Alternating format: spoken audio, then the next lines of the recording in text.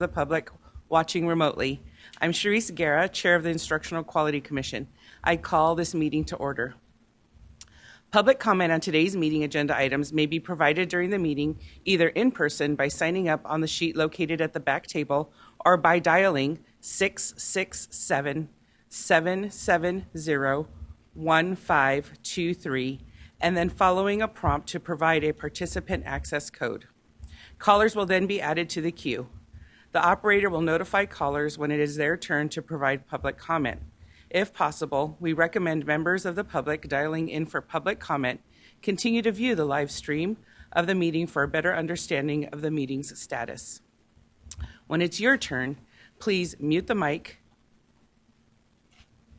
Please mute the live cast audio. When giving public comment, please state the following. 1, your first and last name. 2, your organization affiliation, if any. And 3, public comment. Again, the phone number is 667-770-1523. The access code is 651905. The phone number and access code will also be announced at the start of public comment for each item. This is outlined on the May 16th, 2024 IQC agenda posted on the IQC website. Now I will introduce each commissioner participating in today's meeting. When I call your name, unmute your microphone and confirm your attendance. Then mute your microphone again. Commissioner Lena Bradshaw. Present. Commissioner Jaquay Durant. Present. Commissioner Anita Friedman. Commissioner Cheryl Fry. Present. Commissioner Javier Hernandez. Present. Commissioner Jennifer Hicks.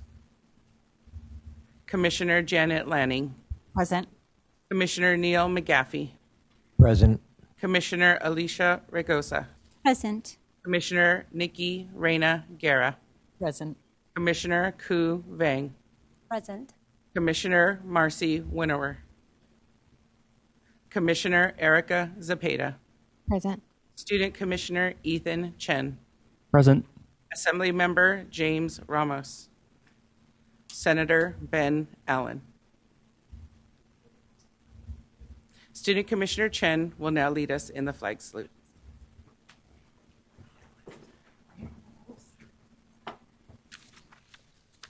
I pledge allegiance To the flag of the United States of America and to the republic for which it stands, one nation, under God, indivisible, with liberty and justice for all.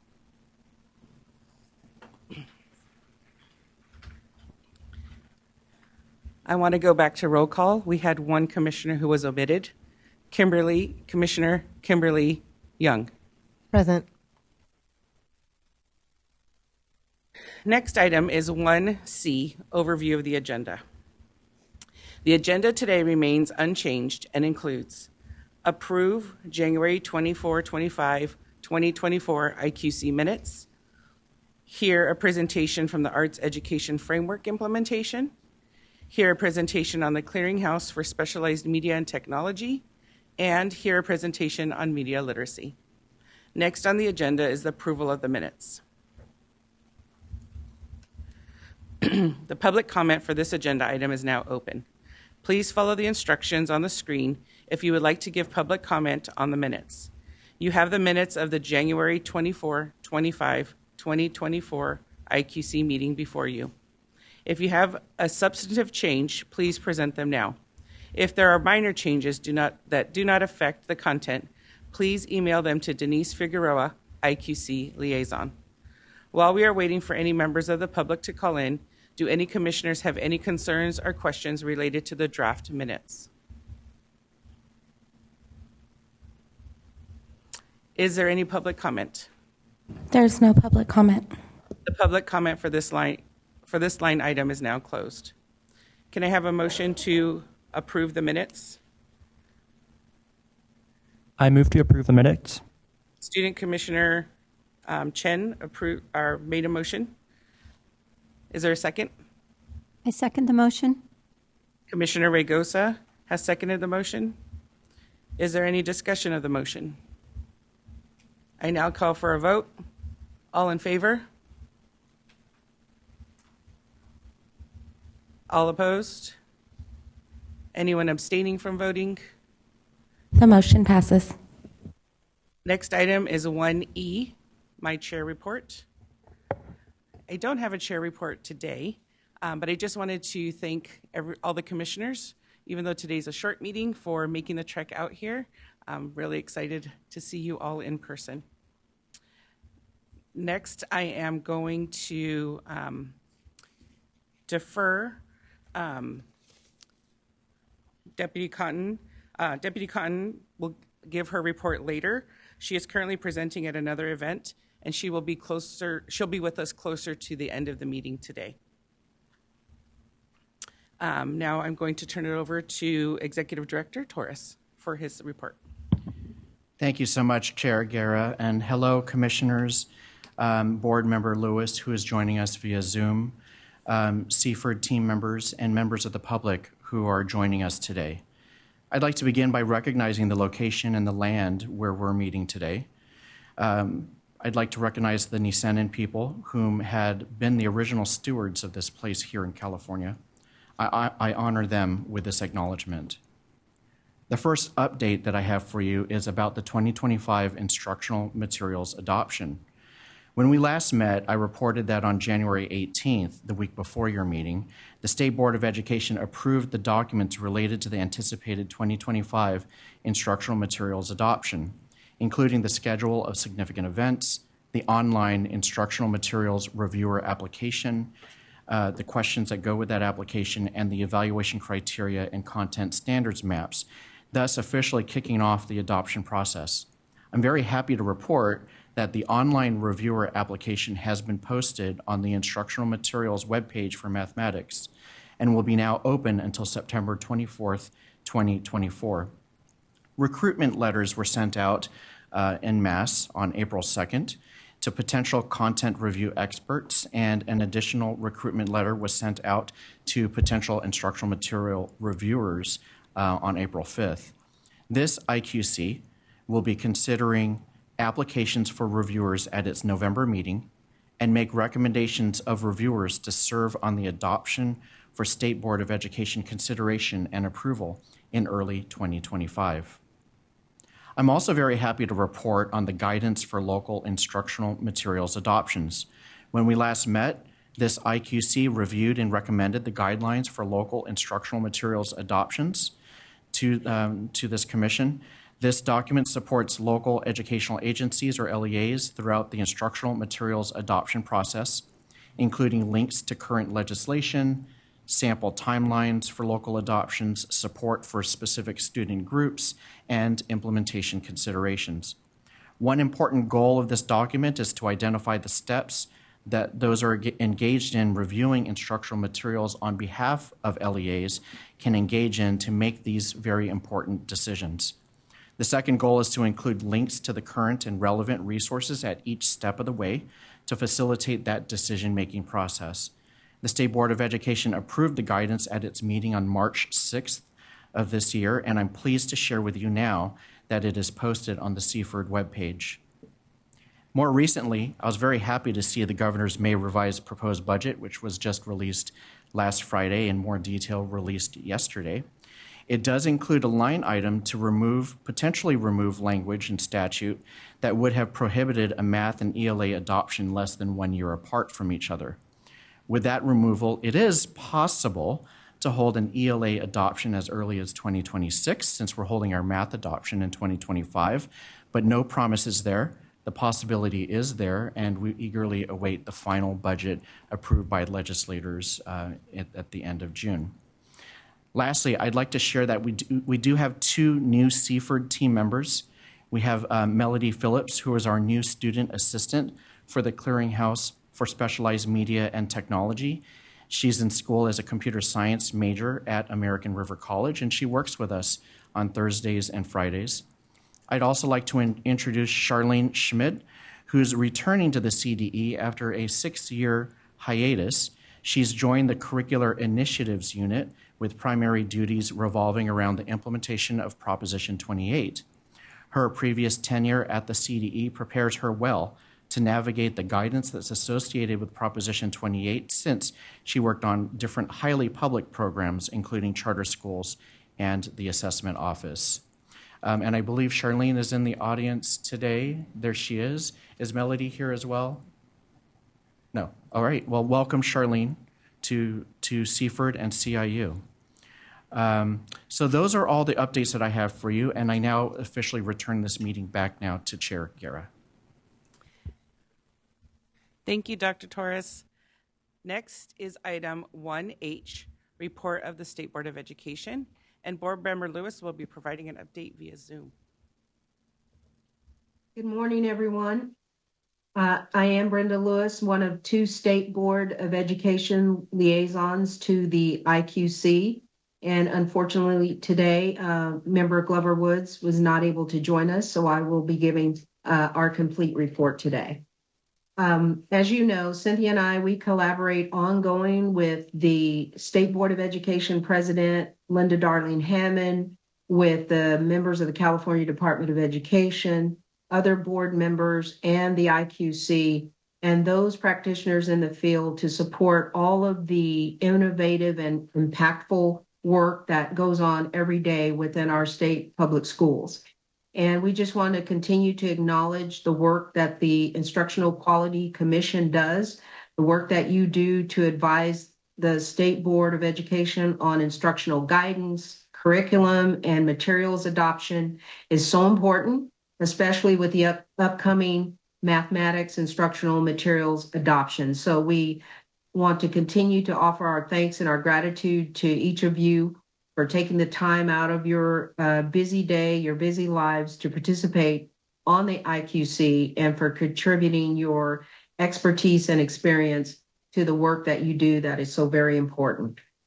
So I'd first like to start off by offering some appreciation and congratulations on behalf of the State Board of Education.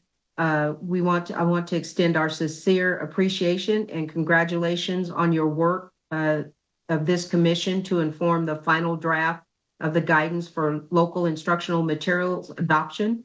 As Dr. Torres mentioned in his report, the State Board of Education did adopt the final draft at our March 2024 meeting.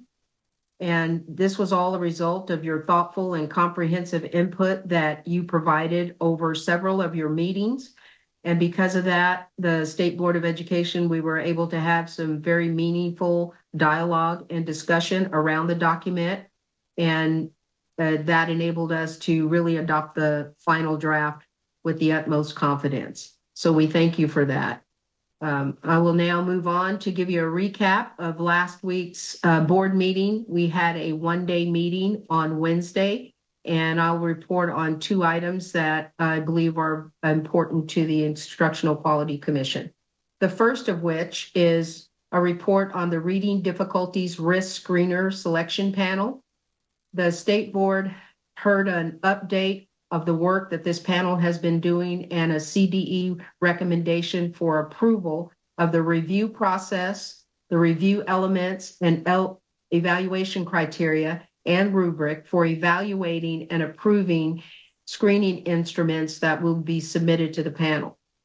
To give you a little background, state law required the State Board of Education to appoint a panel of independent experts referred to as the Reading Difficulties Risk Screener Selection Panel, RDR-SSP, to create a list of evidence-based, culturally, linguistically, and developmentally appropriate screening instruments to assess pupils in kindergarten through grade 2 for risk of reading difficulties, including possible neurological disorders such as dyslexia. The State Board appointed the members of the panel in January of this year, and after that, the panel has met monthly to finalize the review process, the review elements and evaluation criteria and rubric to recommend to the State Board for approval. The panel also considered the input that was provided by the State Board of Education at the March 2024 meeting. In April, the panel approved the review process, review elements and evaluation criteria, and rubric and recommended that they be submitted to the State Board of Education for consideration of approval. So now that it has been approved, those documents have been approved, the panel is expected to approve and release the request for submission in June of 2024 and begin reviewing submitted screening instruments in late summer and the early fall. The approval list is expected to be posted in November of this year. And at that time, the governing boards of the local education agencies will then have until June of 2025 to adopt their own list of screening instruments for implementation during the 25-26 school year. And for additional information, you can find it on the CDE's RDRSSP webpage. The second item that I'd like to report on is the California Community Schools Partnership Program. At our meeting last week, the state board approved implementation grant awards to the third cohort of the California Community Schools Partnership Program.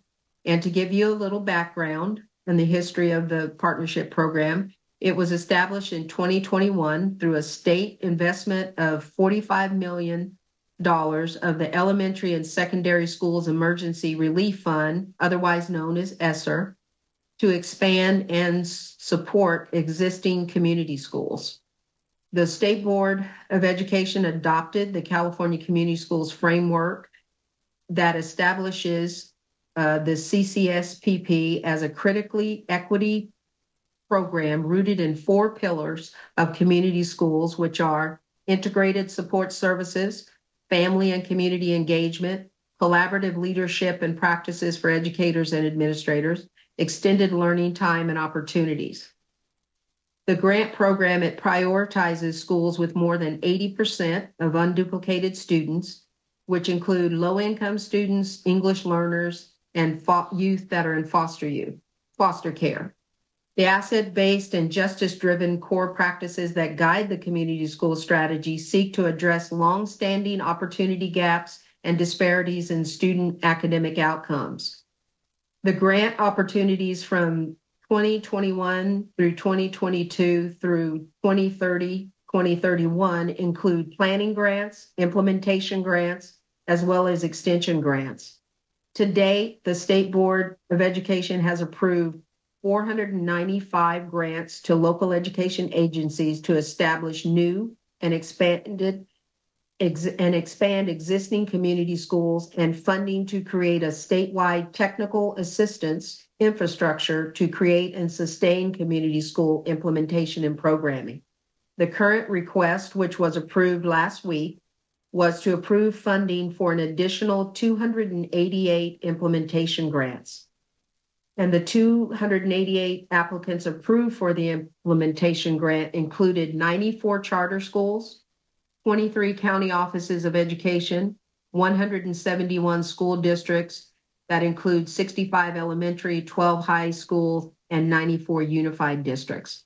And we also approved 52 coordination grants for county offices of education. And if you would like further information, it's available on the CDE website for CCSPP. And thank you, Chair, and that includes my report. Thank you so much, Board Member Lewis. Next is item 1I, California Arts Education Framework Implementation Presentation. Public comment for this agenda item is now open. Please follow the instructions on the screen if you would like to speak. I will now turn it over to Jenna Polhemus, Education Administrator.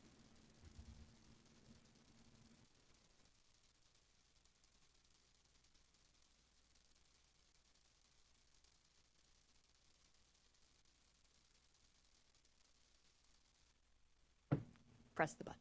Okay. Hi, everyone.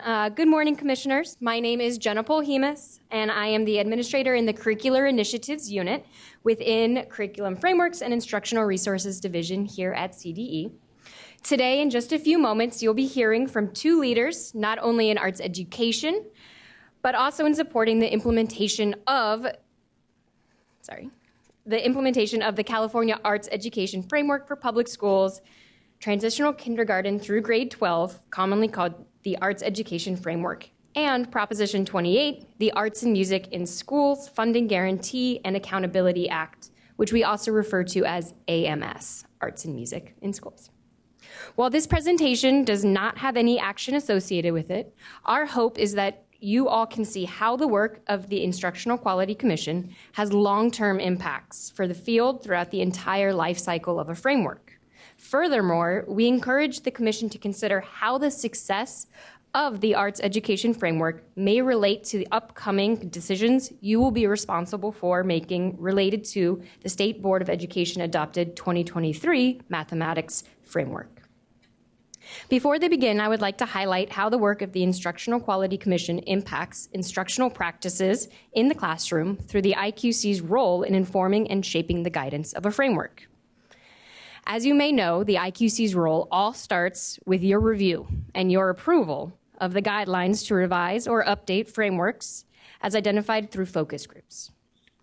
IQC subject matter committee members participate in focus group sessions with California educators where they hear different perspectives from practitioners. Then IQC members select applicants for the curriculum framework and evaluation criteria committee members. This committee usually is made up of 20 or so educators and content experts throughout the state, and they provide specific input and ensures that all the guidelines are met. Again, IQC subject matter committee experts committee members participate in the curriculum framework and evaluation criteria committee meetings, where they will listen in as the committee members discuss the content and guidance that each framework will include. The experience prepares subject matter committee members to better consider any suggestions that they might have when they review the draft of the framework. IQC members, such as yourselves, review not only the draft version of the framework, but they also consider 2 rounds of input from the field. The goals of the IQC are to ensure all guidelines are met and are used to strengthen the clarity and guidance articulated in each framework. Finally, much like this body recently did with the Guidance for Local Instructional Materials Adoptions, or the GLIMA, the IQC then recommends each framework to the State Board of Education.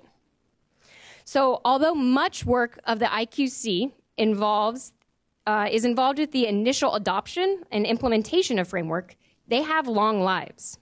Typically, curriculum frameworks are revised and updated every 8 years or so. Long after each framework is adopted, the active framework informs instructional practices and continues to impact students positively. Currently, the arts framework is gaining recent renewed attention due to the historic passing of Prop 28 and what Prop 28 does. The framework guidance supports individuals, teachers, and local educational agencies as they update and refine their practices to promote world-class education for all students through access to high-quality, well-articulated programs, in this case, arts education. Thank you for all the work that you do. And as you listen to our 2 guest speakers, please keep in mind the impact your work of the IQC of the 2018-2020 cohort has today. And consider how the information they share today will continue to inform the work that you will do moving forward. First, as a member of the IQC, in the next year or so, you all may participate in the math framework rollout and the materials adoption. As you hear about how this process occurred for the arts framework, consider how the different experiences you may face with the ongoing work associated with the mathematics framework. Second, in your everyday work as educators in California, you can point people to the arts framework and any additional resources that you hear about in today's presentation to help with local implementation of Proposition 28. As mentioned previously, we have 2 experts who will discuss what they are doing to support the success of this initiative and how their work they do is grounded in the guidance from the Arts Education Framework. Please welcome Letty Krause, Director of the California County Superintendent's Statewide Arts Initiative, and Chris Alexander, Executive Director of the California Arts Project, TCAP, as well as California State University San Bernardino.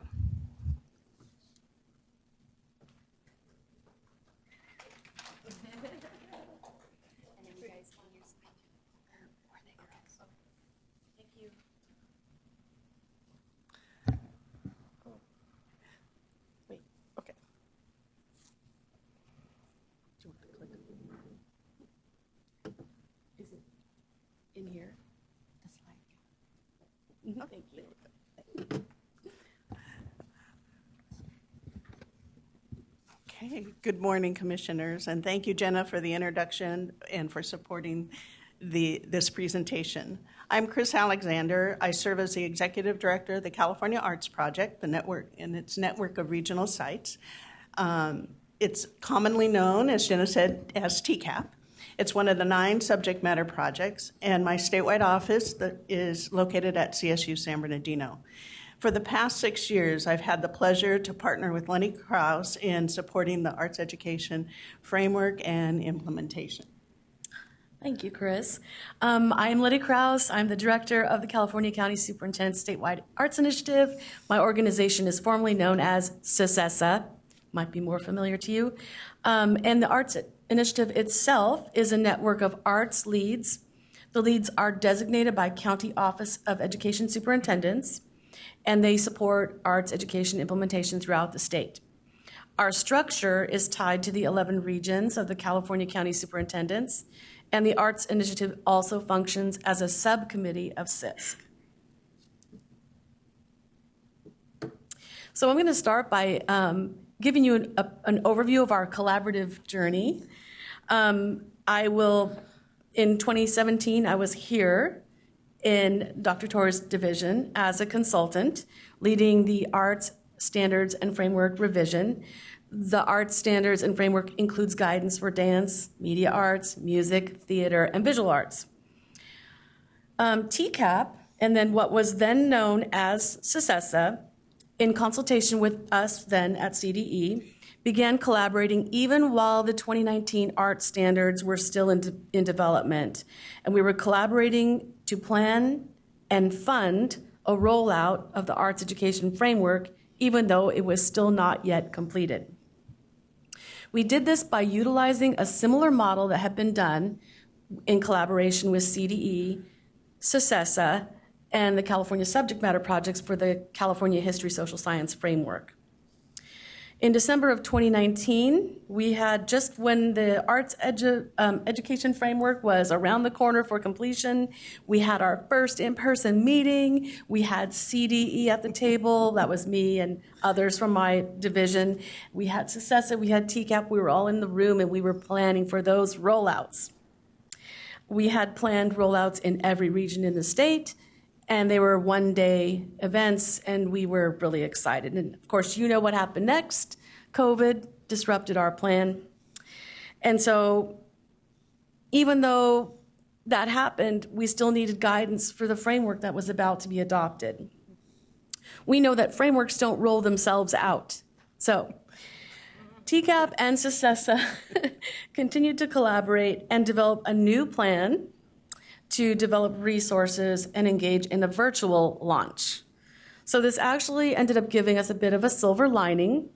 It gave us an opportunity to step back and panic and then stop that part and then assess some of the inherent weaknesses in our plan to do one-day in-person rollouts throughout the state. Those weaknesses include the limitations of a one-time face-to-face interaction and the assumption that there's an end to a framework rollout. So I'm going to turn it over to Chris now. Okay. So our new plan was centered on around 4 key areas. One is we honed in on our goals of what it meant to build framework awareness and leadership capacity statewide to support the implementation. We collected and used data before and throughout our journey to ensure our efforts we're providing the support while also being responsive to our audience's needs and capacity for new information during those challenging times. If you remember back, every second there was something new coming in on everyone's email. We did, as Letty said, decide on a framework launch, but it was virtual because of the pandemic. A celebratory feeling was woven throughout the launch, and we recorded it so it could be utilized in other ways. The launch provided a sense of the traditional framework release while providing a space for our community to virtually come together and celebrate during that difficult time. Throughout our entire journey, the framework professional learning opportunities we provided for regional leaders from our 2 organizations that were offered, and this focused on the framework. This fostered a common understanding of the key aspects of the framework, encouraged regional leadership connections, while also building that statewide capacity, that leadership capacity needed for implementation. One of the things that arose from our surveys and our data review was the need for an online platform to service the hub or home for the framework materials and resources we were jointly developing. The hub idea was informed by the data, as I said, and proved to be very successful. We could go. You can access it through the QR code if you'd like. People seeking the framework resources and information were directed by links found on each of our websites, they still are, as well as a link on CDE's framework page. And now we're finding a couple of years later that the links are showing up on many, many arts education resource websites, so that's great. So one set of the resources, we can turn, I think. Do you want to say more? No. Are you sure? I want to turn it over to you. Okay. One set of the resources you find are the infographics. And you can find them on the hub, and it came from, again, the data we collected early in the process. We learned people wanted bite-sized framework information and professional learning.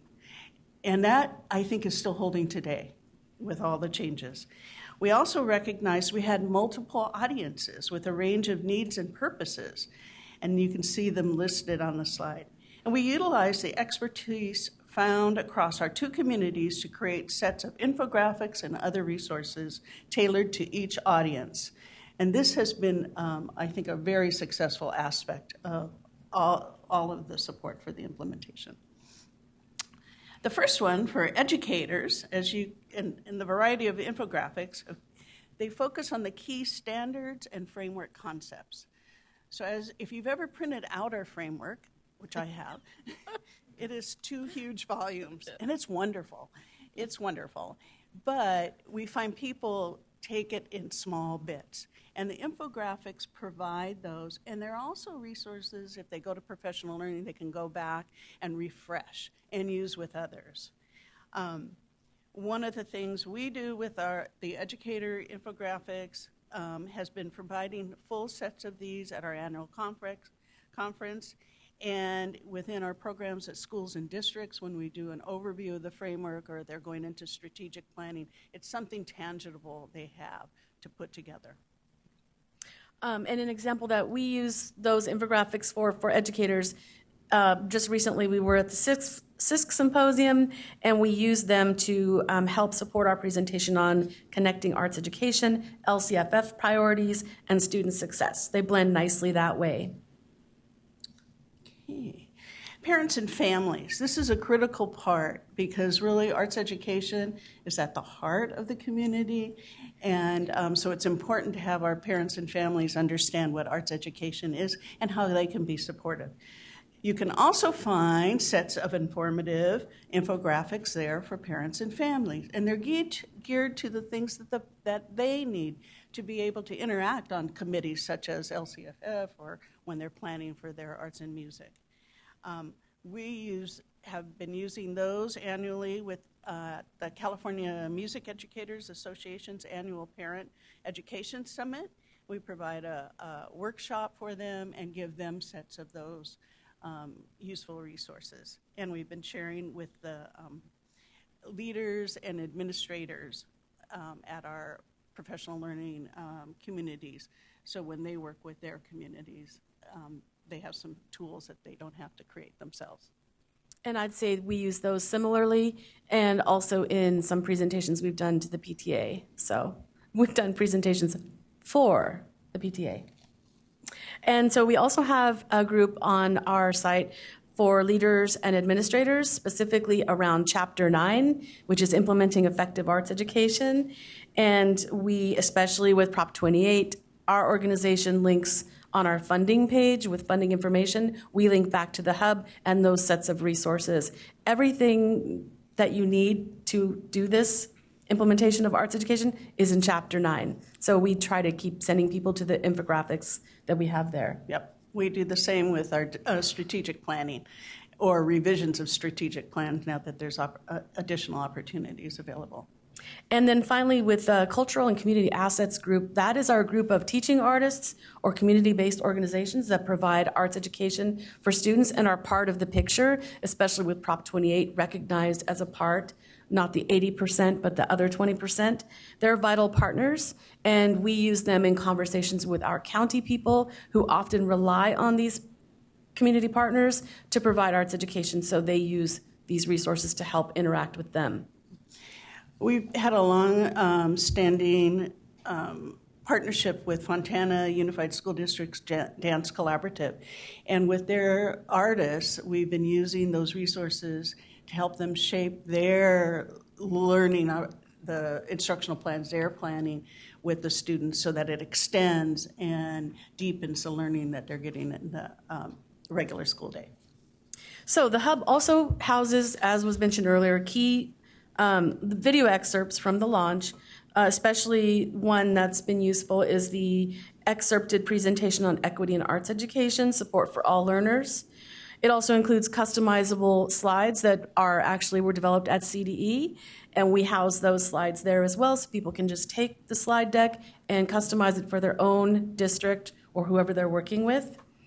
And so really a key outcome of doing this work together is that we have consistent messaging. So it's rare that we actually have to talk to each other about guidance in the framework because we've settled that. We know it's in the infographics. We have a lot of ways to make sure we're out there doing common messaging, which is really important right now with Prop 28. I will say Prop 28 a million more times. So just a quick, the hub stats are we've had almost 7,000 visitors. Most of them come from California, but there are people from Switzerland and some other places that visit. I'd love to talk to one of those people. We do know that 57 of our 58 counties have accessed those resources and used them. We do know that most of the bulk of the referrals come from CDE website, from our websites also. And then finally, we know from our surveys that users intend to keep coming. So we are committed to maintain that site for at least 3 years. So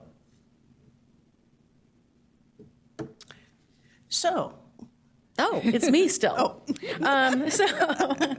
Thanks to our collaboration, like we said, we currently have ongoing efforts that we're messaging in alignment, and we are still implementing the framework. That's still there. It's still happening. We are really focused on strategic planning for communities, for leaders. We're focused on standards implementation. We will never stop focusing on that. We continue to use the hub. We build awareness and support for implementation of the framework. We keep referring people back to it when they come. They say, we have this money for Prop 28. What should we do? Read Chapter 9 of the framework and then read the other chapters, but start with an infographic. We also have, our ongoing professional learning efforts. So, for example, we will have a virtual series on Chapter 9 that starts in June and runs through summer, and then we'll have a culminating event here at the Crocker Art Museum for anyone that wants to come do that. And you can do one or the other or both. So you're invited.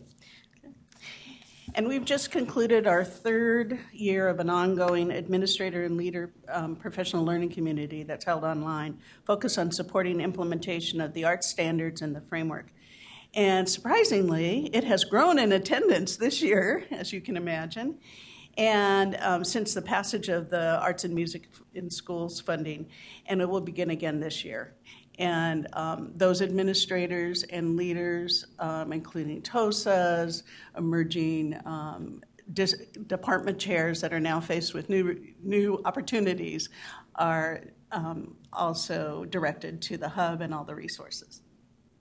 So, nearing the conclusion of our presentation, as I mentioned earlier, so when we look at what specifically is the guidance that keeps coming up for us that we're using the most right now, we are leaning heavily into Chapter 9 because, as I mentioned, this is really what people are looking at for Prop 28. We're underscoring the idea of leading for equity and access for all students and all other aspects that are relevant to Prop 28.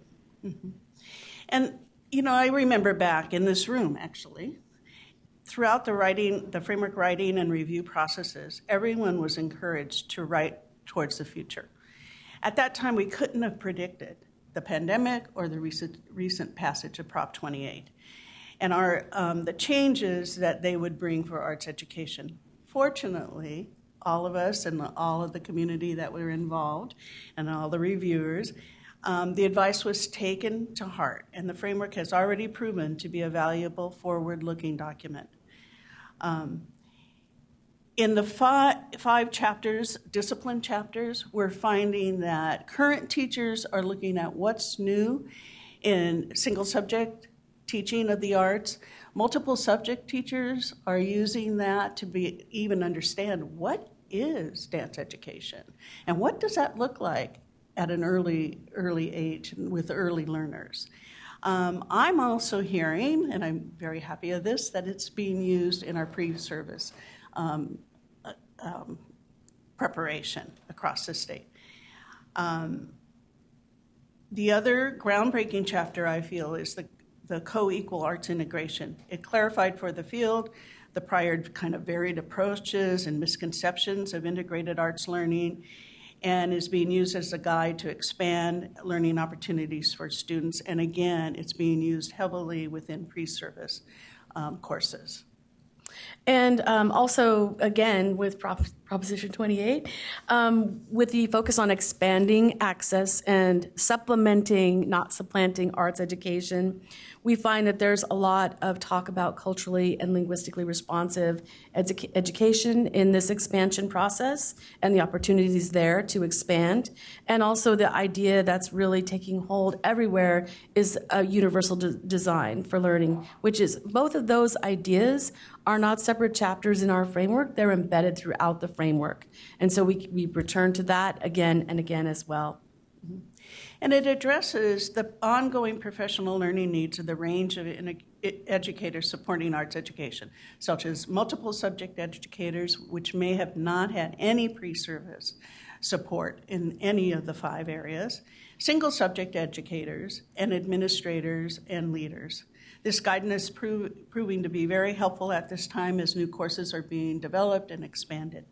The framework also addresses the artistic and ethical considerations that are necessary part of learning and creating in the art. With creative and dissemination tools such as AI and online platforms, young artists learn to be aware of their role and their responsibilities when creating and sharing artworks.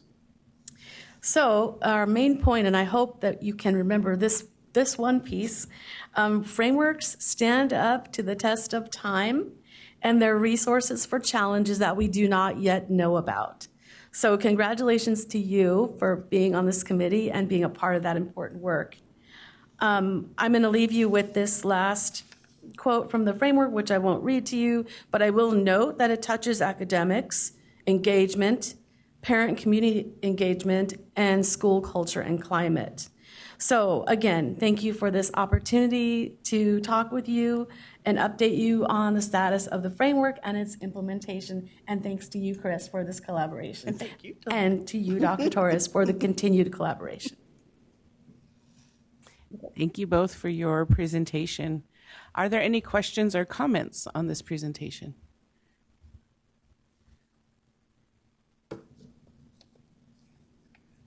I do just want to express my appreciation for the hard work that you and the team and everybody that it's probably not here and represented for the hard work, because I know that the work that it took to put a framework together and address all of the needs and the pillars that it's necessary for educators, but not just educators, but everybody in our community for the best of our students. And so I really appreciate that arts integration aspect of it too. And I will take a look at Chapter 9. Ditto, Koo. Yeah, this seems like a perfect example of needing to pivot and needing to be really creative and go a different way, but having some really data-informed ways to get information out to the classrooms, to teachers, to sites, so that it's shaping and really impacting the students of California. So thank you both for your leadership in this work. And I just want to say thank you to Chris Alexander. I was a former regional art lead, and so I've known Chris for some time, so it was great to see you full circle. And I knew Chris before this all started, and so to see the work, the amazing work, and how passionate the team at TCAP, I remember distinctly, was so passionate about the work, and really really listened around the idea of including all students. That was something I was advocating for back then, and I'm so appreciative that you guys have put that work into the framework. So I'm looking forward to definitely continuing to read and get more information. So thank you. Thank you. Thank you. Denise, is there any public comment? There is no public comment. The public comment line for this item is now closed. Next is item 1J, Clearinghouse for Specialized Media and Technology Presentation.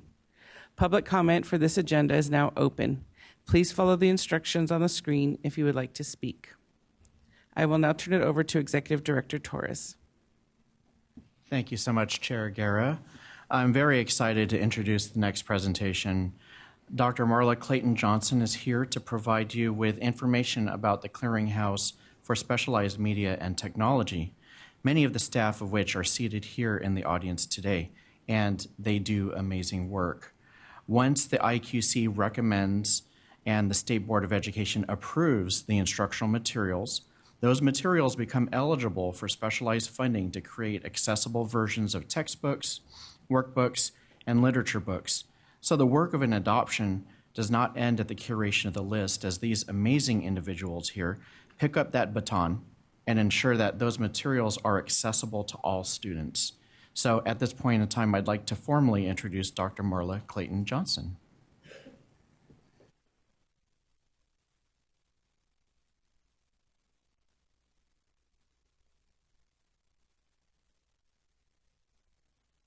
You've already met me as my role in the instructional materials for the 2025 math adoption, but my other hat is the educational administrator and the ex officio trustee for CDE that oversees the Clearinghouse for Specialized Media and Technology, along with our production manager, Susan Hardesty. So take my math instructional materials adoption hat on and put my CSMT hat on for today.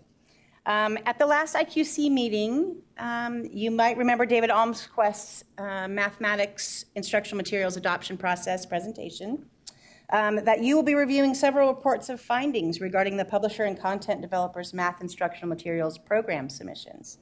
After reviewing those ROFs, you'll be recommending which programs will be adopted and not adopted to the State Board of Education. And in November 2025, the State Board of Education will act upon those recommendations, and you might be wondering what comes next. That's where CSMT comes in and what we'll be presenting to you today. By the end of our presentation, you will understand why the CSMT is important and what does it do and provide for our blind and low vision students.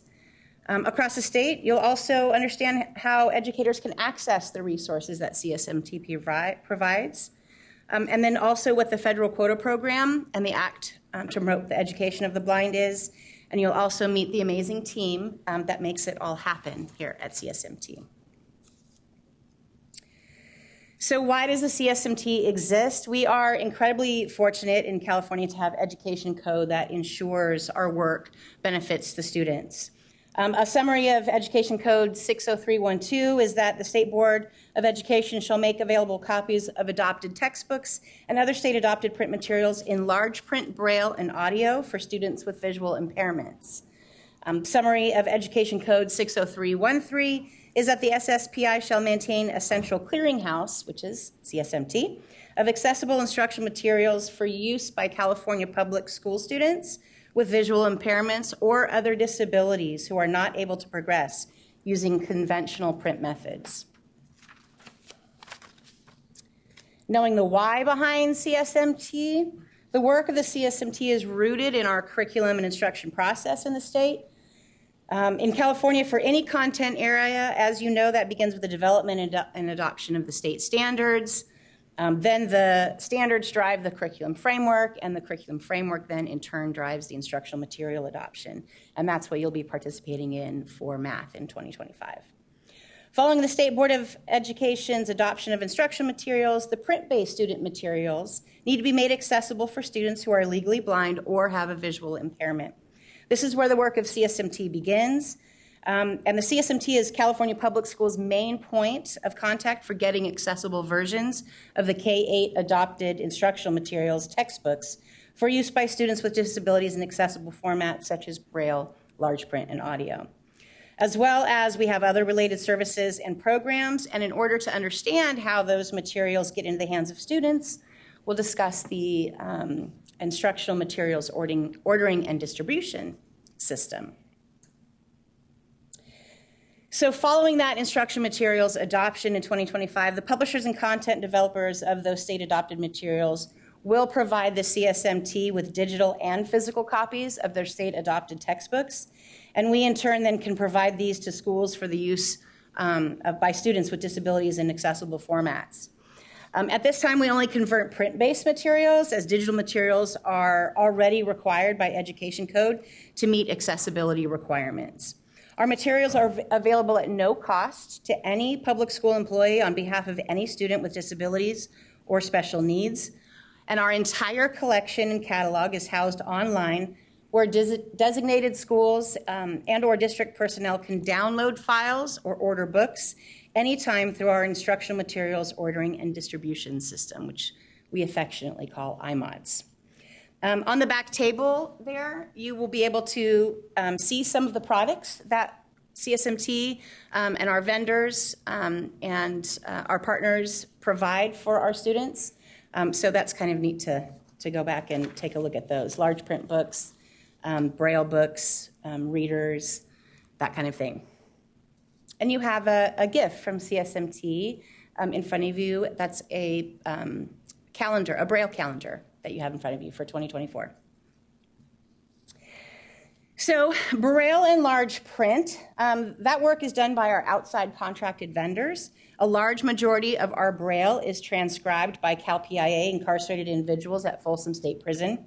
Any work that they are not able to accommodate goes to our backup vendor, and we obtain that through a formal bidding process. But Braille transcription and embossing, or the printing of Braille, is highly specialized. It requires individuals to have Library of Congress certifications and must meet specifications established by the Braille Authority of North America. A little background on Braille literacy: the ability to read and write is vital to the success for education, career, and quality of life in today's world. People read Braille by moving their fingertips from left to right across the line of dots. Developed in the early 1800s by Louis Braille, Braille is a series of characters or cells that are made up of 6 raised dot patterns arranged in a rectangle containing 2 columns of 3 dots each. The pattern arrangement corresponds to letters of the written alphabet. Braille is not a language, rather it is a code by which many languages, such as English, Spanish, Arabic, Chinese, and dozens of others, may be written and read. Braille is used by people all over the world in their native languages and provides a means of literacy for all. The specific code used in the United States has been English Braille, American Edition, but as of 2016, the main code for reading material is United English Braille, or UEB, and that's a code used in 7 other English-speaking countries. Braille symbols are formed within units of space known as Braille cells. A full Braille cell consists of 6 raised dots arranged in 2 parallel rows, each having 3 dots. The dot positions are identified by numbers 1 through 6. 64 combinations are possible using 1 or more of these 6 dots. A single cell can be used to represent an alphabet letter, a number, punctuation mark, or even a whole word. And you can kind of play with the Braille dots on your calendar. Large print is also highly specialized, and we can contract with a very experienced vendor. While they're not required certification for large print, it does take a very skilled and knowledgeable individual. Large print is not simply putting an item on a photocopy machine and enlarging it. But to be high quality, it does require font and image manipulation, reflow to match the original layout of the text, and re-imaging of pictures for clarity while making it larger. We do have very strict requirements for our large print materials to ensure our students receive a high quality book. And our books should maintain the original look and feel of the original material. This includes hardbound books and color printing, so you'll be able to see some large print books back on the table as well. Physical accessible materials are housed in our West Sacramento warehouse and are shipped to schools following an order on the iMod system. It is our intent to have the materials ready for our schools who can order an item at any time. For items that we do not have a physical copy of, our analysts will work with the vendors to produce that physical copy, store it in the warehouse, and then get it to the schools. While we have an exceptional warehouse team, this is our team here. It's led by manager Mike Morris, and they operate our lending library, which is the instructional materials warehouse that's in West Sacramento. It's over 50,000 square feet, which speaks to the volume of work that we do in our state. And an interesting fact that really has nothing to do with CSMT, but state law enforcement agencies like to use our big warehouse to run their drills. So it's not uncommon that you might see some drug dogs or a bomb drill happening in our warehouse. On the first floor of this building here is our production center. And that production center used to contain an in-house audio recording studio, which produced the audio books that we now have on iMods. Our former student assistant positions were essential to this work, and with the prevalence of text-to-speech technology and innovative assistive devices that now include reading a book aloud, the need for us to produce the audiobooks has become obsolete. The picture above shows our 4 firmware students on the team, and the picture on the right is the outside of the soundproof doors of our 2 recording studios. Once the need for a book in audio is established, the students' assistants would begin to produce the text in audio recordings. And the audio recordings that we have produced will remain on iMods. We just will not be producing any more audiobooks. The first step in the production of an audiobook, whether it is human or synthetic voice, is to write all the image descriptions for the entire book. This is an important distinction for submitting individuals. This is an important distinction for supporting individuals with visual impairments. Often images contain important contextual information, and as you can imagine, if you can't see that image, you can't access the information either. After the image descriptions, the files are then converted to MP3 files, and then our production team would, thank you. The production team would then listen to each of the books. They'd listen to the pronunciation, the inflection, the reading space, and then they would remove extraneous noise to provide a better quality sound recording. Here's audiobook samples, but I don't know if we can we try that? Oh, maybe I'll try this. Nope.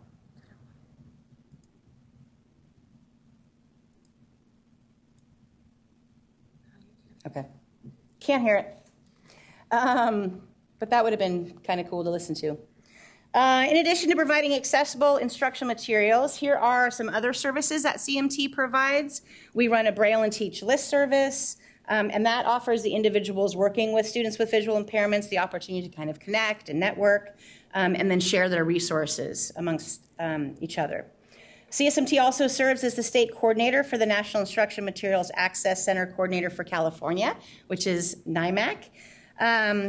And that NIMAC is federally funded. It's an online file repository. So we have those source files in the NIMAS format. Authorized users can access more than 66,000 K through 12 NIMAS files for use in the production of accessible formats for students with disabilities. These files are not student ready and would be used by the conversion houses to create student ready accessible materials. And then CSMT also oversees the American Printing House for the Blind, or APH. That's our federal quota program, and we'll talk about that in the next few slides here. Oh, did you do that? Oh, it already went forward for me. To understand the federal quota program, we do need some historical context of the establishment of APH, or the American Printing House for the Blind. By the mid-1800s, there were 22 schools for the blind within the United States. However, there are very few tactile books available to the students within those schools, and each school had to separately emboss their books and manufacture needed items for their students. This was a strain on resources, time, materials, and staff, and so students and educators were calling for books in accessible print. Being able to read by oneself leads to certainly a new level of independence. This brings us to Dempsey Sherrod. He was a blind man from Mississippi, and his work has led to the resources that we have today. In 1856, Sherrod was working on raising funds to print books in raised letters in his home state, bringing this to the Mississippi legislature. His efforts were successful and became broader, reaching more states, and in 1858, 7 states had already established a national printing house, collectively combining their funds and resources, and that was named the American Printing House for the Blind, and that was housed in Louisville, Kentucky, which it's still there today. Its charge for those clearinghouses were to print and circulate books in raised letters for the blind. As the time went by, APH continued to grow, the work continued, and by 1865, APH was beginning to print. The American Association of Instructors for Blind was in place, and they were rallying Washington, which led to Congress passing the 1879 Act to Promote Education of the Blind, which is called the Act, we refer to as the Act. It's also named the American Printing House for the Blind as the national center source for these materials and funds. So APH is that national central source that was developed from the Act. In 1879, the Act created a permanent appropriation for the purpose of manufacturing and furnishing books and other materials specially adapted for instruction of blind students in the United States and its territories. Under the Act, an ex officio board was created, and those members, ex officio trustees, that's me, are charged with the oversight of APH. The trustees are mandated to meet yearly to review HPH products and provide expert advice. Trustees are to be educational leaders at the state level, although they may delegate their role to staff. So when the 1879 Act was ratified, the task began to determine how the student number should be determined and how the federal funds should be allocated. So my role as the ex officio trustee is to ensure that those federal funds are allocated appropriately and for those students with blind or low vision. The Act prepared and established the federal quota system, which is guided by an annual census of eligible students. Students had to meet a legal definition of blindness and have to be enrolled in an organized educational program of less than college level. The final appropriation is then divided by the number of eligible students, and each agency would pool the funds for their eligible students and then draw against their account allocation to order the materials from APH. In order to determine who is eligible for federal quota materials, an annual national census is taken. We just closed phase 1 of our census yesterday, May 15th. Number of blind and visually impaired students registered in the federal program as of 2023's registration in the United States was 54,962, of which California had over 5,300. We're the number 1 in the United States for eligible students. And we just closed yesterday with 6,393 eligible students. The effective date of the registration for these students is the first Monday of January each year. And funding has increased from that $4.45 back in 1880. We do not know what the federal allocation for this year is quite yet, but we are waiting. We should know within days, and probably between $300 and $400 per student is what it would be. We're hoping. For the students to be eligible to participate in the federal quota program, they must fulfill the following requirements. They need to meet the definition of blindness, which is the central visual acuity of 2200 or less. You can see that there's also the definition of blindness, so they need to be either functioning at the level of blindness or defined at the level of blindness. Those two eligibility requirements have been there since the Act, although this year they just added the IDEA definition, the Individuals with Disabilities Act, and that is if they do not meet MDB or FDB, then they can qualify under the federal quota system. Their definition of blindness is if a student has an impairment in vision that even with correction adversely affects them in school, then they would qualify under that new criteria for 2024. So that's why we saw that almost 1,000 student jump in eligibility, because we opened and were a bit more flexible with the definition of blindness to include those students under IDEA. They also need to be enrolled in a formally organized public or private nonprofit educational program of less than college level and have a written education plan. So these are federal funds and open to more than just public school students, like our print materials for accessible students. Those must be public school for our state adopted materials. But this is federal funds, so it's open to anybody that has that meets the eligibility criteria. School-age students must be enrolled with the registering school or agency on the first Monday in January, and adult students must be registered for at least 3 months of instruction during the preceding calendar year. There are factors to remember. There is no chronological age requirement for eligibility. Students must be working at less than a college level and have a written education plan. Can't be registered in 2 federal quota account schools at the same time. And adults to be registered must be receiving a minimum of 20 hours of instruction per week in an educational program. So with their federal quota funds, schools can have books made into accessible formats or purchase instructional resources and assistive technology, ranging from low-tech to high-tech. This slide shows 2 of the instructional resources commonly used by California teachers. On the left, you see that there is a flip-over concept book. This is an interactive print and tactile book for students with blindness or low vision who are beginning to learn about fractions, decimals, and percents. It includes panels with tactile and print pie charts, fractions, decimals, percentages, and comparison signs. Teachers or parents select panels and attach them in 3 piles on a notebook, on a booklet. And then the student flips through the panels until the desired fractional, decimal, or percentage representations are found and then displayed. On the right is the DNA twist, a model that demonstrates the structure of the DNA molecule in a way that's accessible to visually impaired students. The DNA twist model is made of 2 foam sidebars representing the sugar phosphate backbone and 10 rungs representing the paired bases. The paired base rungs are made of contrasting colors and textures to convey the base pairing rules that govern the structure of double-stranded DNA molecules. The model is shipped flat and twists to form the double helix configuration of a DNA molecule. And the model then holds its shape when it's twisted. Here are some teaching and supporting Braille technology. On the left is we show a swing cell. It's a device that helps students understand the relationship between the Braille cell and the keys on the Braille writer. And then on the right is a Braille trail reader. It's a refreshable Braille display. This device enables the busy Braille reader to sync files between the display and other devices. You can take notes, create, edit, read text, and Braille files on that device. And then some technology tools. In addition to lots of the low-tech options, these are the kind of the more high-tech options for assistive technology. And these can be purchased with federal quota dollars. These are upwards of thousands and thousands of dollars for one the device.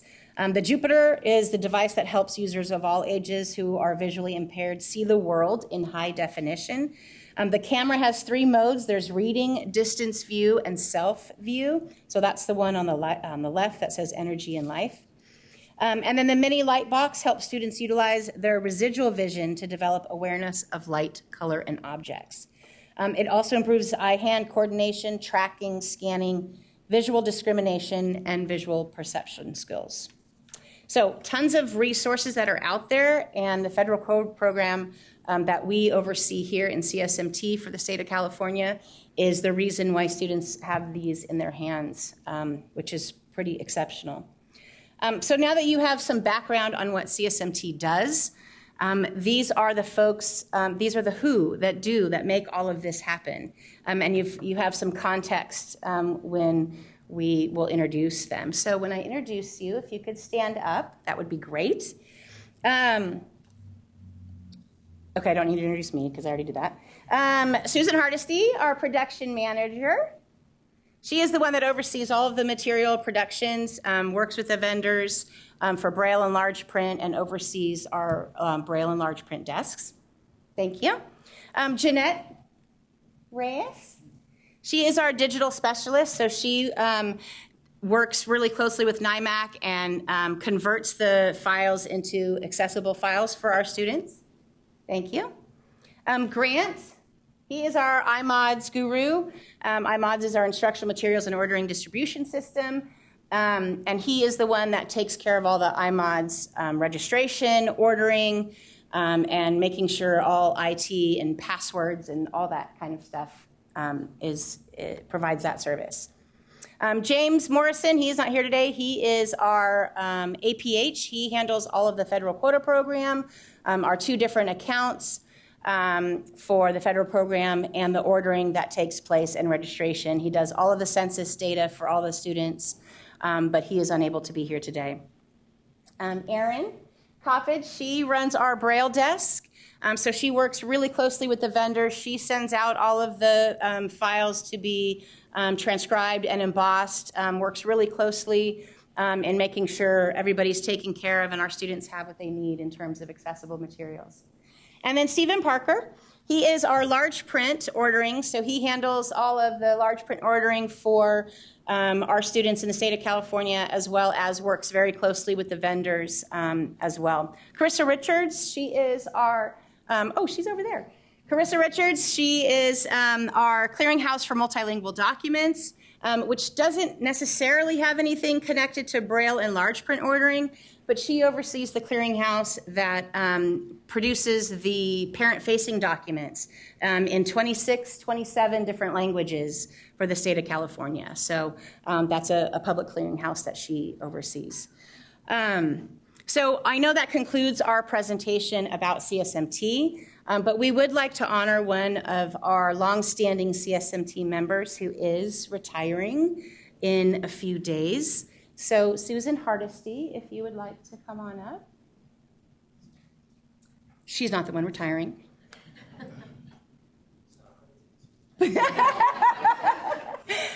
But we would like to present Stephen Parker a little gift.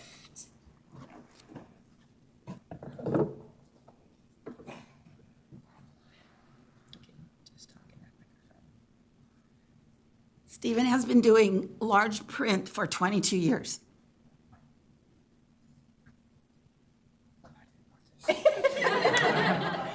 We know that you didn't want this, but we really appreciate your dedication to CSMT, your dedication to the students of California, and the amount of work that you have put into our systems and helping our students get the information and resources that they need. And this award is for making the difference. To Stephen Parker for your loyal dedication and unwavering commitment. Thank you for your significant contributions toward our goals and your indispensable support of our mission. From your family at CSMT. Thank you.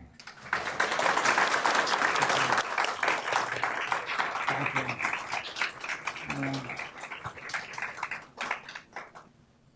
You want to say anything? What can I say? It's been a long road, and time has come to end. I'm retiring, and a lot of changes. But everyone keep working. I'm going to Social Security, and I need everyone to keep that fund so I can get my check. So. Okay, cut the mic off. Okay. Thank you.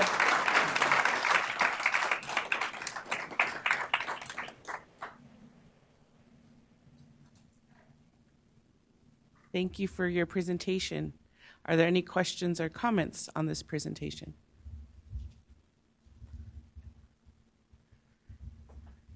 I hate to ask you to come back up, but I do have a question.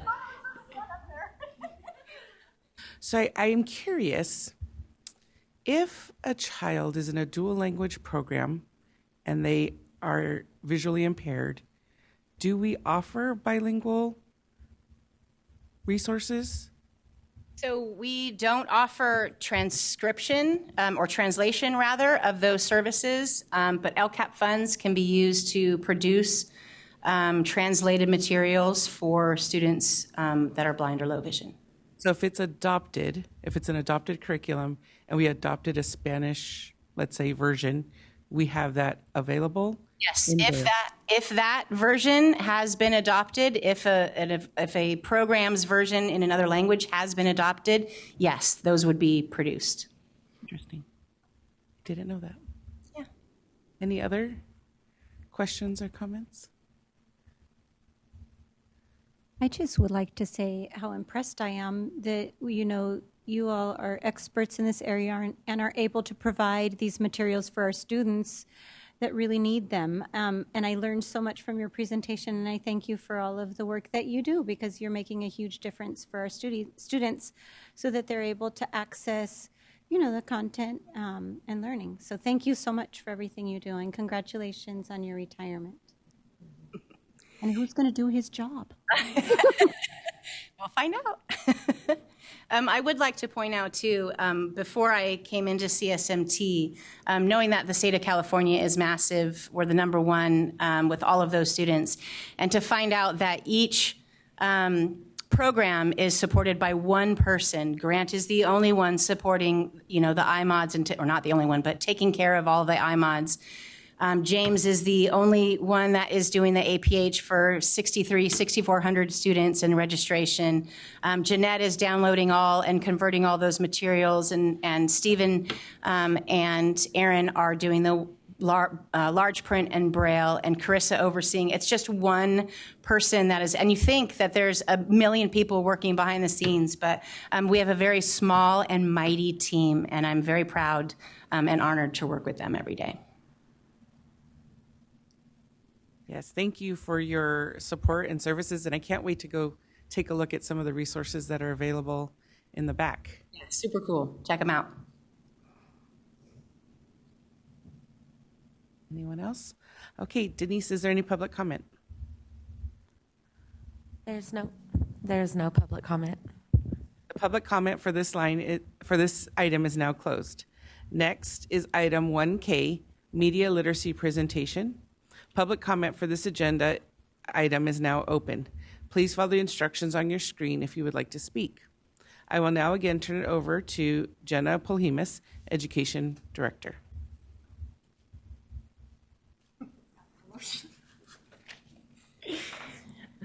Hi, everyone. Good morning again, commissioners. For the final presentation today, you will be hearing a presentation that was co-created by two education programs consultants within the California Department of Education. To my left, you see Renee Osley-Swank, and she is the school library technology consultant at the CDE. She is housed within CFERD and specifically within the Curricular Initiatives Unit, which is why I'm introducing the presentation today. Second, Jennifer Howarder represents the Professional Learning Innovations Unit within the Professional Learning Support Division here within CDE. This unit manages and owns the media literacy webpage on the CDE website. Unfortunately, Jennifer had some health sniffles come up and is unable to join us, but her content will still be presented on by Renee, and I have every confidence that she is ready to do so. Like the prior presentations you have participated in today, the content you're about to hear does not have any immediate action associated with it. Rather, the presentation's intent is to provide you with some background on media literacy, the model school library standards, and the current and potential future roles that these topics have within curriculum frameworks. You may have heard or read about recently chaptered and proposed legislation that aims to include these topics, amongst others, in future curriculum frameworks. Today, you will hear more about the specific statute language and the IQC's role when the time comes to update future frameworks. I don't want to spoil too much of her presentation, so at this point, will you please join me in welcoming CFIRD consultant Osley Swank to the podium for her presentation on media literacy. Thank you, Jenny. Okay, so is this the advanced? Oh, thank you.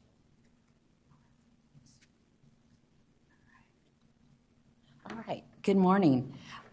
So this is what we're going to go over. Jeanette's already introduced me. So we're going to go over the defining media literacy. Then we'll talk about what media literacy efforts are in the California Department of Education. And then we're going to talk about AB 873 and the role of the IQC moving forward, and also talk about potential legislation. And then we'll have opportunities for questions. Okay. And so, unfortunately, my colleague Jennifer Howarder is not here. She and I work together very closely on this topic, and so I'm just sorry that you're not able to hear her share her expertise. So she has shared her contact information at the end if you would like to contact her. So first off, I want to talk about define media and digital literacy, because these terms are kind of interchanged all the time, and they're really two different contents.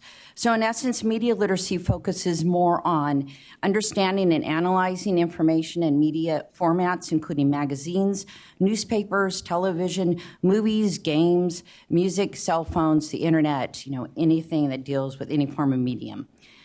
Digital literacy, on the other hand, focuses more on using digital technology to access, evaluate, and create information. So it's really, Jennifer wanted me to share that there's a misconception, especially now, that our children are born with the ability and technology skills, and that is not necessarily true. And so she was going to share that back in her day, which is much sooner than my back in the day, but she was going to share that she used DOS and that it was easy to see where the programming was taking place and what was going on in the program. Is not like that anymore. So we really need to have those skills to be aware and learn what to look for. All right, so we also, coupled with that, is the importance of digital citizenship. And so this is provided by the International Society for Technology and Education. And so they break it down into several areas. So first off is respect. And so it looks at respect through digital access, etiquette, and law. And I really want to call out etiquette. It's really not enough to have rules and policies in place, because everyone really needs to be taught and understand how to behave appropriately online. And then the next thing they talk about is educate. So education is really about digital communication. It's about literacy, and it is about commerce. And I really want to focus on commerce because it's something that we may not think about. But if any of you use Facebook or Instagram, you're constantly being bombarded with ads. And those are not necessarily from reputable or even resources that sell those products. So being able to verify if those ads are legitimate and not being duped by ads is really something that we need to understand and recognize when we deal with digital commerce.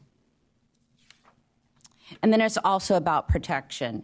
And it's protection through rights and responsibilities, safety and security, and health and wellness. So there's a basic digital right to privacy as well as a right to freedom of speech. And so I like this slide because it pulls it all together. So we've talked about media literacy, we've talked about digital citizenship, and kind of the umbrella that everything arches under is information literacy. And information literacy is really the ability to recognize that you actually need information, and then that you possess the skills to locate, evaluate, and use that information effectively. So why are we talking about this? Why is it important? So if we want to have engaged online learners, then they need to have the skills to do this successfully and safely. So I want to share with you some of the partnerships that we have going on in the department. So we continue to work with many partners, both on the state and national level. We work with Common Sense Media. We've been partnering with them in presentations, and they've been vetting resources for us. We work with KQED. We partner with them in presentations as well as vetting resources. And they also offer educator badges for instructors that go through their courses. We're partnering with the News Literacy Project. We've done a year-long webinar series with them. It's been a monthly series. Today is actually our last webinar of this go-around, and so it focuses on STEM and health education, and that happens this afternoon. Then we also partner with California State Library. The State Library provides K-12 online content project, now known as Compass, and that is online resources that are available to every teacher and student in California. Then we partner with the California School Library Association, also known as CSLA. We partner with them in presentations as well as vetting resources. And then finally, we partner with NAMLI. And they are the National Association for Media and Literacy Education, and they provide a national perspective, and we partner with them in presentations. So all of these partnerships really started in 2018 when we hosted an in-person media literacy conference in Sacramento. And we started to scale out and work with counties and districts to host smaller events across the state. But as Letty shared earlier, the pandemic kind of stopped all of that. And so those opportunities are starting to pick up again as our workload allows and also as funding allows us to travel to do presentations. So while we've also worked with many county offices of education. Most recently, we've worked with the Fresno County Office of Education, the San Diego County Office of Education, and the Santa Clara County Office of Education. They've been our partners in the News Literacy Project webinars. So I've highlighted the variety of partnerships where we've worked with the organizations to address media literacy. And while misinformation is not a new issue, the rapid advancement of technology has all these groups and many more, not mentioned here, calling out media literacy as a #1 priority for combating mis and disinformation. And this is especially important because we have an election coming up. And so it's important to think about mis and disinformation. KQED organized a meeting at their offices in the end of February that focused on media literacy in response to AB 873, and those attendees included representatives from Common Sense Media, News Literacy Project, KQED Education, as well as a small group of educators. And I was able to attend as a representative for the CDE, and our time together focused on how to move the integration of media literacy in the frameworks from consider, as it's written in the law, to essential integration, and how these groups can work together to support media literacy. The work of this group continues and is looking to expand the group to include representatives from CSLA and NAMLI. And speaking of NAMLI, I was able to attend their Spring Advancing Media Literacy, a shared responsibility event that was held in Los Angeles at the beginning of April. And there they showed the synopsis of the NAMLI report, Snapshot 2024, State of Media Literacy Education in the United States, and it focused on media literacy and why it matters. And they called out AB 873 in California as a positive example, yet it is not enough. So there were 3 panels that approached the topic from different angles. We heard from the news industry, we heard from representatives from the entertainment industry, and we learned from the technology industry as well. And the panels were followed by opportunities to explore shared responsibility around media literacy. And the event attendees included educators and students, and as a collective, we grappled with how do we put all of our efforts together to spread the importance of media literacy as a nonpartisan people issue. So this event was a first step, and we expect to see more from NAMLI. So our collaborative presentations and our involvement in these meetings have made it clear that many are deeply concerned with the implications of a society that is media and information illiterate. They grapple with how to combine all our efforts together to advance media literacy for all. All right, so I want to share with you our state level supports. So the CDE views news and media literacy as a critical component to help being literate in the digital age, and it has many resources to support students' skills in these areas, including our webpage that is listed here, the CDE Media Literacy webpage. And this is a curated list that links to professional learning, curricula, resources, lesson plans, and more. And all those organizations I talked about vetting, they are helping us vet these resources. So this also provides access to the free online content resources that I talked about earlier that are provided through the California State Library. And it also provides a link to California's Model School Library Standards. These are the standards that cover media literacy in schools. So now let's take a closer look at the Model School Library Standards. So California's primary guidance document for media and information literacy is the Model School Library Standards. And within the state literacy plan, it is one of the foundational resources schools and districts should consider when crafting their literacy plans. So the Model School Library Standards recognize that school libraries have evolved from simply providing print materials to offering rich selections of print, media, and digital resources, from teaching students how to search a card catalog, which was how it was back in the day for me, to teaching students strategies for searching a variety of print, media, and digital resources, from teaching basic reading literacy to teaching information literacy. That's the ability to access, evaluate, use, and integrate information and ideas effectively. The student standards also include the legal, ethical, and safe use of information both in print and in online, and other aspects of cyber safety and use of technology. It is absolutely critical to note that the Model School Library Standards are not standalone standards to be taught in isolation. Rather, they were designed to be taught collaboratively between the classroom teacher and a teacher librarian in the context of the curriculum. And when examining other content areas, it is easy to see how students are also touching upon the Model School Library Standards when, for example, the History Social Science Standards discuss the skills needed to access and evaluate information. So I encourage you to review the Model School Library Standards, especially because they apply to what we're going to talk about next. So we're going to look at AB 873. So Assembly Bill 873 was adopted in 2023. And this is new legislation that requires you, the Instructional Quality Commission, to consider incorporating the Model School Library Standards and guidance around media literacy into certain curriculum frameworks when they are next revised. So as we will see in the next slide, select existing curriculum frameworks have sparingly incorporated guidance from the school library standards that were adopted in 2010 to support instruction that provides students with the skills to effectively access, evaluate, use, and integrate information into their lives. So the legislation directs you, the IQC, to do the following: to consider incorporating the Model School Library Standards into the ELA-EOD framework when next revised. Now, there are two things I need to share with you. There's two triggers that need to happen before that work can begin. We need to have a budget to do the work, and then we also need the State Board of Education to approve the work moving forward. And then in addition to the ELA-EOD framework, you as the IQC shall consider incorporating media literacy content and the Model School Library Standards into the mathematics, science, history, social frameworks when revised. So currently, where applicable, the Model School Library Standards have been included in the framework updates since the library standards and the information literacy standards were adopted in 2010.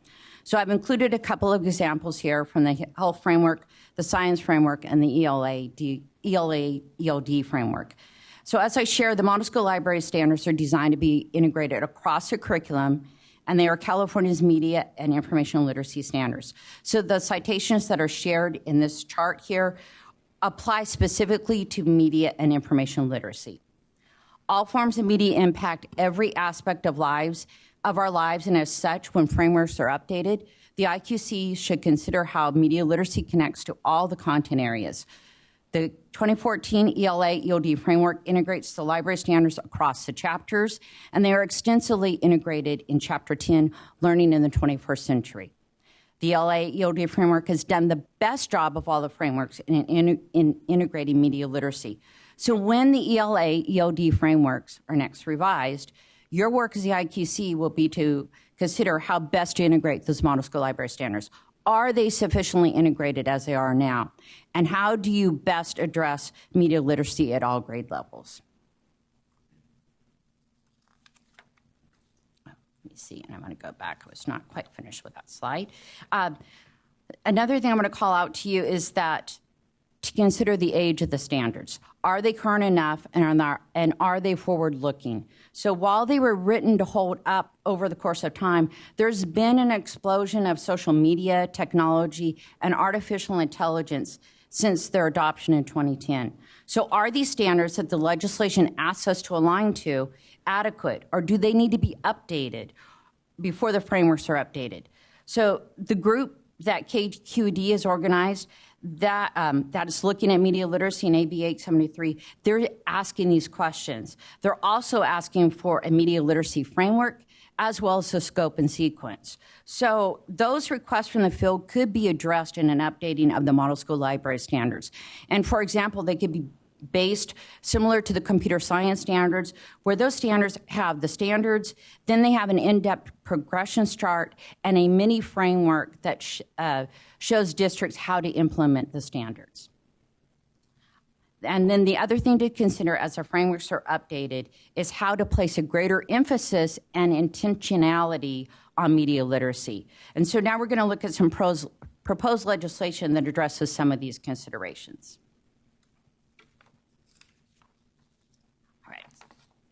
So media and information literacy, I can tell you, has been a deep concern of the legislature since 2016. We typically see a couple of bills introduced each year that attempt to address some aspect of media literacy. So this bill, 2876, would add the following to Education Code 33548. And that's the education code that came out of AB 873. So it would add a definition of artificial intelligence. It would add a requirement for the Instructional Quality Commission to consider including the model school library standards, including media literacy content, and the criteria for evaluating instructional materials when the State Board of Education next adopts ELA, EOD instructional materials, as well as mathematics, science, and history, social science instructional materials. The bill would also require the Commission to consider incorporating artificial intelligence literacy content into the mathematics, science, and history, social science curriculum frameworks when those frameworks are next revised. And our question has been, why not all of the frameworks? Because AI applies to everything. So if you're going to put AI in, you need to put it across everything. And so finally, the bill will require the IQC to consider including AI literacy in its criteria for evaluating instructional materials when the State Board of Education next adopts mathematics, science, and history, social science instructional materials as provided. So once again, why not include AI as our criteria in all instructional materials? So Jennifer and I present on media literacy as our work allows, and we know that there are others in the department that are working on other aspects of media literacy, yet our work does not connect. So just like these outside organizations, these educators, the students, the citizens who are grappling with how to combine their efforts together to advance media literacy, we grapple with the same thing within the Department of Education. So from the number of bills that are introduced each year, focus on media literacy and the efforts by various groups to address media literacy, it is clear that this is a critical concern. And so Jennifer and I wonder, because this work is so important, if the efforts would best be advanced if there was a single point person in the department that organized and connected the various efforts across the divisions. And so I want to thank you for the opportunity to share this information with you. And if you have any questions, I'm open to questions. And here's our contact information. Thank you for that presentation. Are there any questions or comments on the presentation? I just wanted to say thank you for that really in-depth presentation. That was really helpful. Is the slides and the definitions that you provided, are those on the website where we can find them for like media literacy, for example, digital literacy? Yes, so those are on our webpage. Yeah, those seem really helpful. Yeah. Thank you. You're welcome.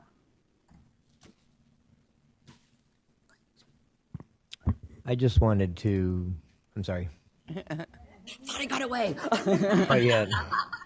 I just wanted to echo your comments about the importance of updating those standards and the importance of that for our students today. As you said, so much has changed since 2010, and we're grappling with how to deal with social media in the schools and how to deal with AI and several other things. And so I really hope that this moves forward very quickly, because I completely agree that when we are looking at new frameworks and things, this needs to be a part of that consideration. So thank you for your report. Thank you, especially AI. We really need to get that in there.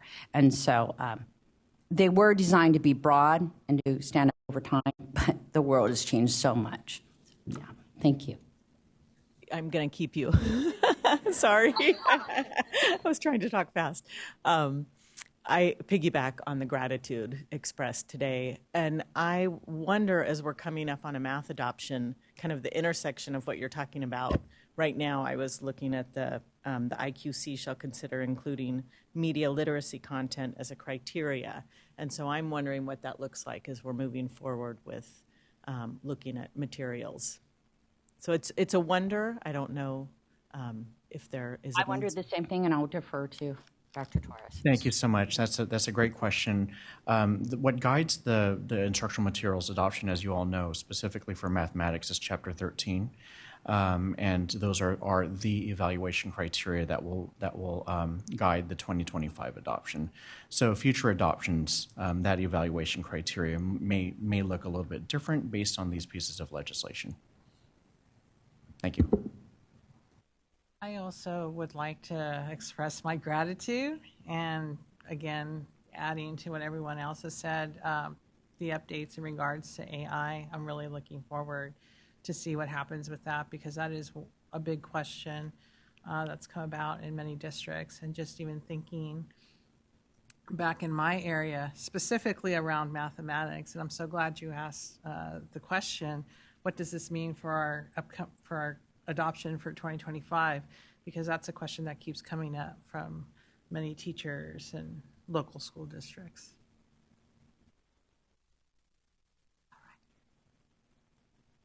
I'm just wondering, for the ELA adoption in the future, would the AI guidelines be more about restricting AI, or like how to use it in the classroom? Well, the legislation talks more about how to use it. That it's not about strictly restricting. It's really about understanding AI and how you can use it, but also recognizing that it can be, misused. So it's kind of both of those. But I definitely would not say that it's restricting. All right. I think I said. Okay, thank you. Thank you. Denise, is there any public comment? There is no public comment. The public comment line for this item is now closed. Next is item 1L, individual commissioner reports. This will be a standing agenda item where commissioners can give a report on any comments on which they represent the IQC. This is also an opportunity for commissioners to suggest agenda items for future meetings.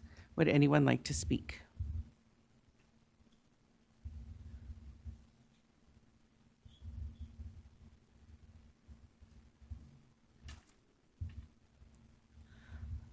Okay, we are going to go back to item F,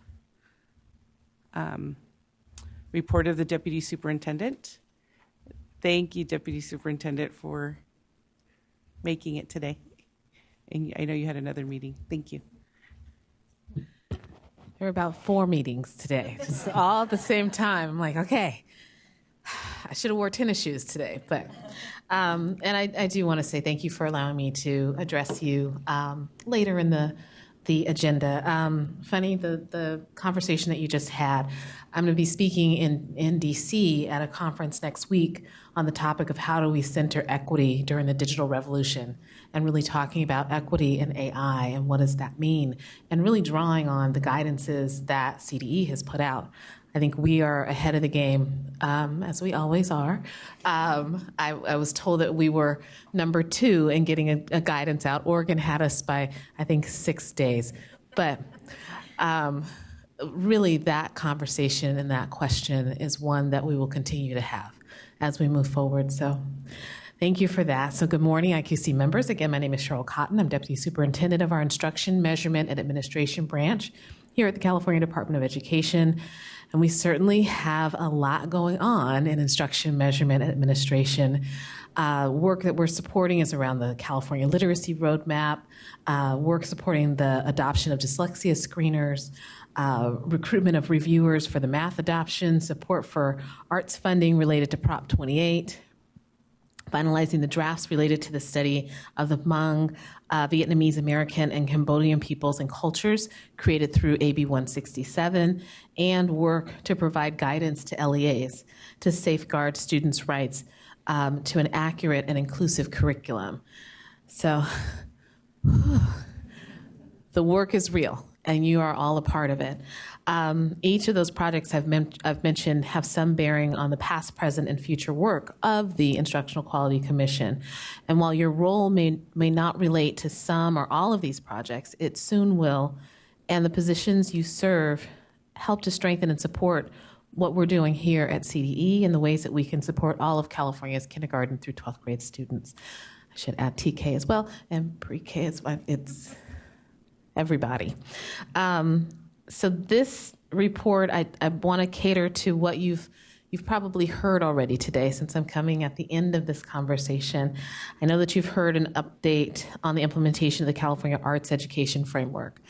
The arts framework, which was adopted by the State Board of Education in 2020, articulates California's stance on the importance of arts education and provides policy-aligned guidance to prepare students to learn, work, and thrive throughout their lives. The implementation is critical for statewide understanding of contemporary guidance around the 2019 arts standards, strengthening administrative support and educator leadership, and helping grow our arts programs. The implementation of the framework also aligns recommendations and guidance related to the additional arts funding through professional learning and content area allocations available and related to the arts, music, and instructional materials, discretionary block grant, as well as the arts programs that have been called out in Proposition 28. You'll also see, or you've also seen the ways the Clearinghouse for Specialized Media and Technology ensures that CDE creates accessible versions of SBE adopted instructional materials, including textbooks, workbooks, and literature books, and also the various other products and services it provides, like audio content and materials in Braille and large print. This information is a crucial component to remember when making decisions related to curriculum and instruction, and it's an important aspect of the work done in the Curriculum Frameworks and Instructional Resources Division.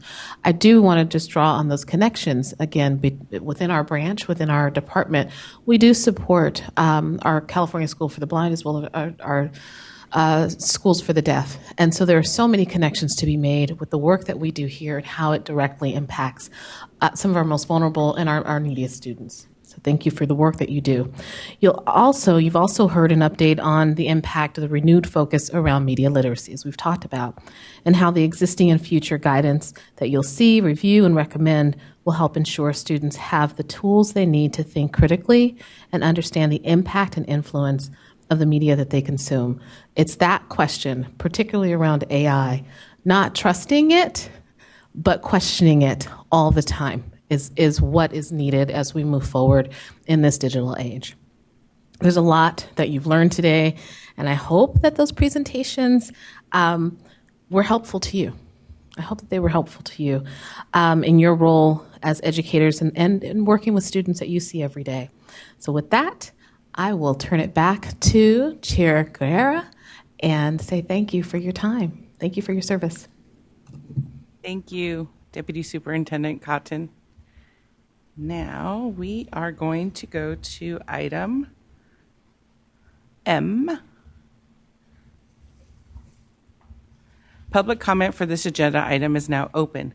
Please follow the instructions on the screen if you would like to speak. Sadly, today our Student Commissioner Ethan Chen's last meeting. Student members have a one-year term. Subsequently, he will be terming out by the next IQC meeting in July. Ethan began his tenure in September 2023. At the January 2024 meeting, Ethan was appointed to the Education Technology Committee as well as the Mathematics Subject Matter Committee. Ethan has also served as Vice Chair of the History Social Science Subject Matter Committee. I just want to say, Student Commissioner Chen, we are going to miss you, but we know you're going to do great things, as we found out today at Yale. So we are super proud of you, and I am so excited to have sat alongside you this year. Your thoughtfulness and engagement in the work that we do was incredible, and I just want to say thank you. So I am going to open it up to our fellow commissioners if they would like to share any words for Student Commissioner Chen. I would like to say what an honor it has been to work with you on the commission. He's just been such a kind, intelligent young man who's lent his voice as the voice of the students of California, and he's done his job with such confidence and integrity. And I just want to thank you for your service and wish you the best of luck at university, and I can't wait to see what you'll do in the future. Thank you. I also want to say thank you for your contributions to this committee. It's been a pleasure serving alongside you. I think you have thoughtful wonderings, and echoing Chair Guerra's comments, your engagement here is encouraging, and it gives me hope for our future. I want to say I'm wishing you growth, success, and amazing experiences at Yale. Congratulations on your past successes and on your future ones.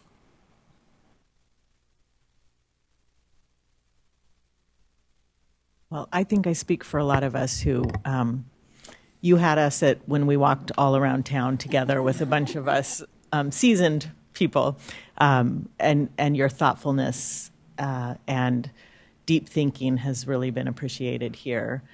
And while you'll be missed, we look forward to seeing remarkable things from you and anticipate a wonderful career and path, and we are grateful for the work you've done. I also want to echo how excited we all are for you to go off on this amazing path, but I want to encourage you to keep asking questions. You ask really, really important questions, and questions are where the magic of life really lives. So please continue asking questions, hold people to account, and continue on the path that you've started. This year's been really fast, so I learned a lot as the student commissioner, and I just wanted to say thank you so much to all the IQC members and also the Seaford staff, because you guys also made this a lot easier to get into this role and hit the ground running and work and do everything here at the IQC. So thank you so much. Ethan, I have to say everyone on this commission has their representation of who they're speaking for and who they're representing, essentially. And you represent all the students in California. It's the largest and the most important, and that's why we're all here. And so thank you so much for your service. I have for you from State Superintendent of Public Instruction, Tony Thurmond, a certificate of recognition, excuse me.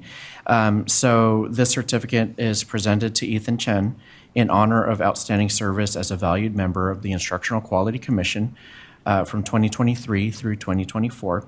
Your valuable contributions of time and expertise have been instrumental in furthering our mission to provide all children with quality and innovative educational materials so they can develop and achieve their full potential.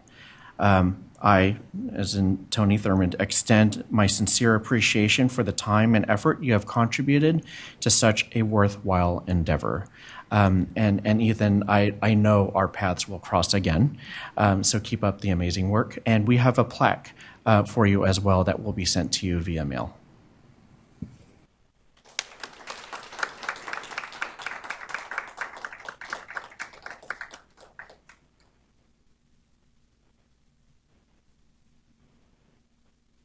Denise, is there any public comment? There's no public comment. The public comment line for this item is now closed. Next is item 1N, general public comment. Public comment for this agenda item is now open. This is an opportunity for the public to give comments on items not on the agenda. Please follow the instructions on the screen if you would like to speak. Denise, is there any public comment? There is no public comment. The public comment line for this item is now closed. Thank you, everyone. That concludes our agenda for the day. I now adjourn the meeting.